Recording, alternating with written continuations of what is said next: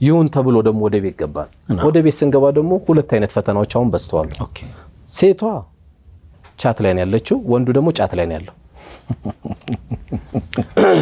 ምን ማለት ነው ሴቷ ባል ገብቷል ሞባይል ላይ ነው ያለችው ረጅም ሰዓት አሁን ብዙን ጊዜ የሚመጣብን ከስ ገባ ሞባይል ላይ ነው ረጅም ሰዓት ማየት ይላል እሱም ደግሞ እሷ ረጅም ላይ ከሆነች ደግሞ ጫቱን ይዤ ይገባል አብዛኛው ቤታችን አሁን እየፈረሰ ያለው ሚዲያውን በደንብ እያንጫጫው እየተናገረ ነው ብዬ አልጠብቅም እኔ ብዙ ሚዲያ ገና አላወራው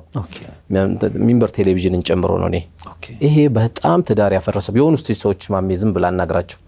ባልና ሚስት መጣ ባሌ እንደዚህ ችግር አለበት እና ምን ብለ መጀመሪያ ምን መጠይቅ አለበት መሰል ይቀማል አይቀምበላት ይቀማል አለ በቃ እሱ ልነግር ነው የመጣችው ኦኬ ከቶ ረጅም ሰዓት ከዛ ጋር ነው የሚያሳልፈው እህቴ ተረስታለች አላህ ሰጧቸውም ከሆነ ደግሞ ልጁም ተረስተዋል አሁን ትልቁን ቤታችንን እያፈረሰብን ያለው ጫትና ቻት ነው አላህ ባል የሚባል ሰጧት አጠገቧ ረጅም ሰዓት በባባሉ አጠገብ መታወራ ከሆነች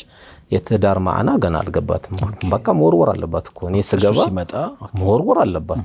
ብትችልማ እሱ ከመምጣቱ በፊት መወርወር አለባት ይሄን አክል የሚጠቅማትን የሆነ ሰዓት አድርጋ